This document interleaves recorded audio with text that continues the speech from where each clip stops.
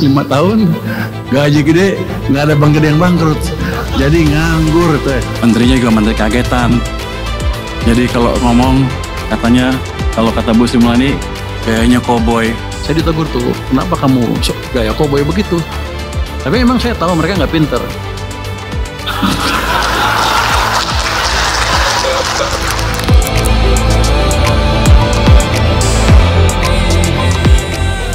Baru sebulan Menteri Keuangan Purbaya menjabat, ekonomi belum tentu pulih, tapi Manchester United sudah menang terus di 3 laga beruntun di Premier League.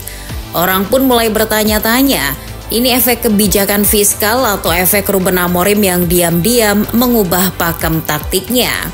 Jujur saja, United terasa berbeda. Bukan cuma hasilnya, tapi auranya. Beberapa waktu lalu tim ini seakan kehilangan arah, menang, kalah, lalu dihajar meme.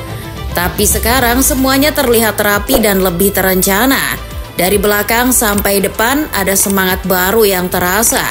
Old Trafford seperti punya denyut yang hidup lagi.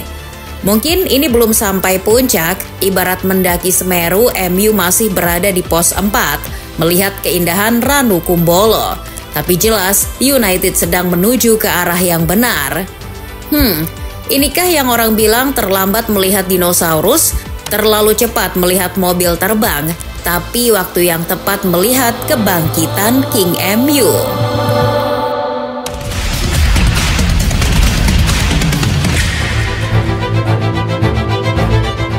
Tiga kemenangan itu tidak datang dari jadwal enteng. Sunderland mungkin hanyalah tim promosi, tapi mereka punya energi tinggi dan semangat yang nekat.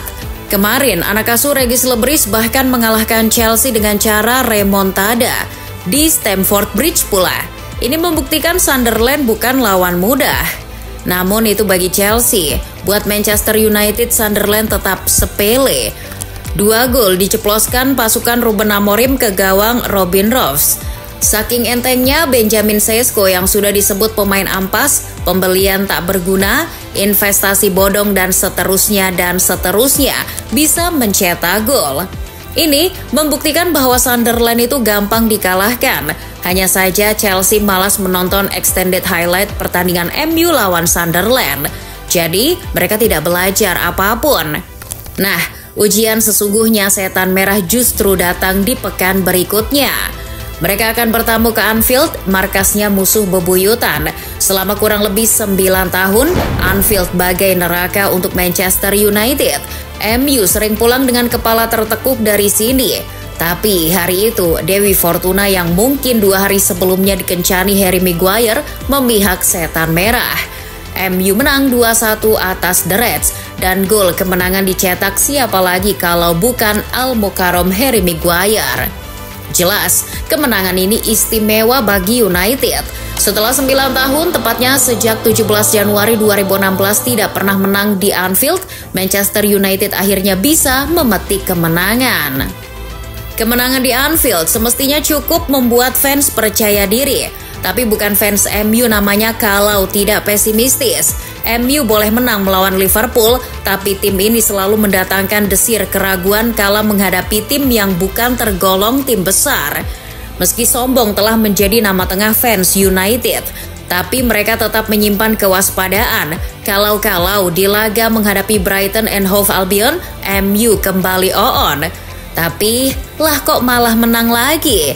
The Red Devils lagi-lagi menang, kali ini dengan skor mantap, 4-2. Setelah menghadapi tim mediocre sebelumnya, Sesko yang buka keran gol, kali ini Matheus Cunha. Gol itu menjadikan sang pemain unggul dari pembelian mahal Liverpool Florian Wirtz. Selain itu, kemenangan atas Brighton juga menandai kemenangan MU dalam 3 laga beruntun. Kalian tahu kapan terakhir MU menang 3 laga beruntun di Liga Inggris? Iya, lebih dari setahun lalu, tepatnya pada Februari 2024. Menang 3 laga beruntun tentu membuat fans MU tidur nyenyak, dan ketika makan pecak panggang di warung sebelah, terasa seperti makan di restoran Solaria. Apalagi Liverpool dan Manchester City kalah di pekan yang sama. United pun seketika berubah, dari tim yang tiap pekan fansnya ngeluh, menjadi tim yang tiap pekan membuat fansnya sibuk nyariin lawan sepadan. Tetapi di balik ini semua, sebenarnya apa yang bikin Manchester United mendadak kayak tim beneran lagi? Perubahan biasanya dimulai dari hal yang paling sederhana, dan dalam kasus Manchester United, perubahan itu diawali dari sektor paling belakang, yakni penjaga gawang. Kepergian Andre Onana dan kedatangan Senne Lammens ternyata memberi efek yang signifikan. Lammens yang digadang-gadang sebagai penerus Thibaut Courtois di timnas Belgia memberi ketenangan di lini belakang. Ia boleh dibilang menjadi salah satu aktor kunci di balik penampilan apik United belakangan ini. Betapa tidak, sejak gawang MU dijaga Lammens, kekalahan seperti corona yang tak lagi datang.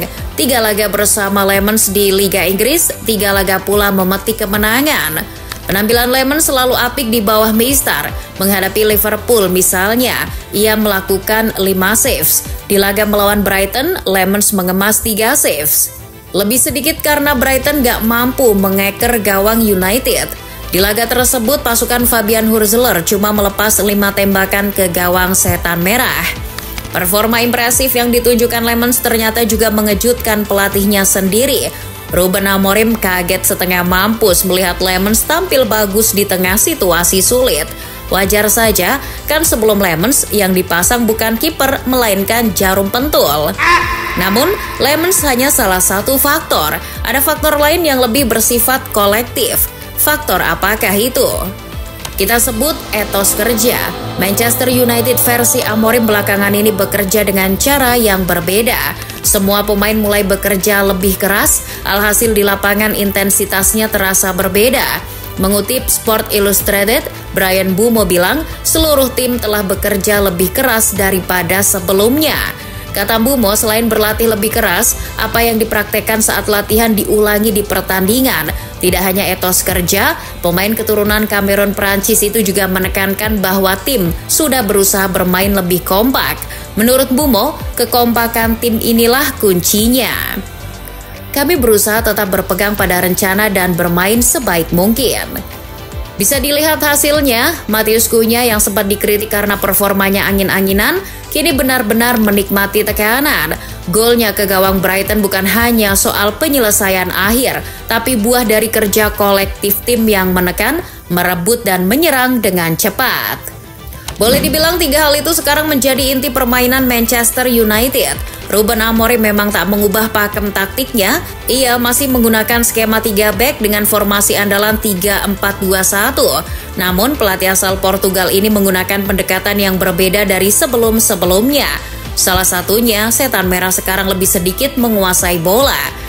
Amorim menyulap United menjadi tim yang ganas dalam mode transisi.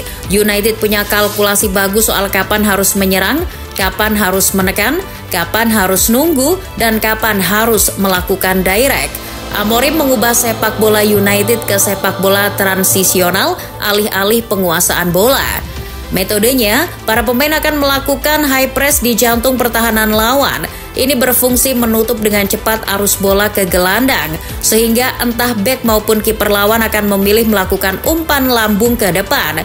Situasi ini juga akan menciptakan kesalahan di lini bertahan lawan. Kesalahan itu akan dimanfaatkan United untuk melakukan turnover. Dari situ United bisa segera melakukan serangan. Strategi ini terbukti efektif waktu menghadapi Brighton maupun Liverpool. Amorim boleh dibilang telah membuang strategi build up dari bawah yang selama ini tidak jalan, mengubahnya ke long ball dan mengejar second ball seperti anjing geladak. Kalian tahu, permainan semacam itu mengingatkan kita pada MU era Sir Alex Ferguson. United kala itu memang dibentuk sebagai tim transisional, bukan penguasaan bola. Ciri khasnya tempo cepat, transisi dan efisiensi. Sebab kata Sir Alex dalam bukunya Leading, kami tidak ingin memegang bola untuk gaya, kami ingin memukul mereka secepat mungkin. Tampaknya gairah Ruben Amorim untuk mengembalikan kejayaan United mulai kelihatan. Tanda-tandanya ada. Pertama, gaya main yang transisional dikembalikan. Kedua, Amorim telah menyamai rekor Sir Alex, di mana ia memenangkan pertandingan ke-50-nya selama menukangi setan merah. Dan yang terakhir, ini tidak ada kaitannya sama Sir Alex, tapi tetap pertanda baik.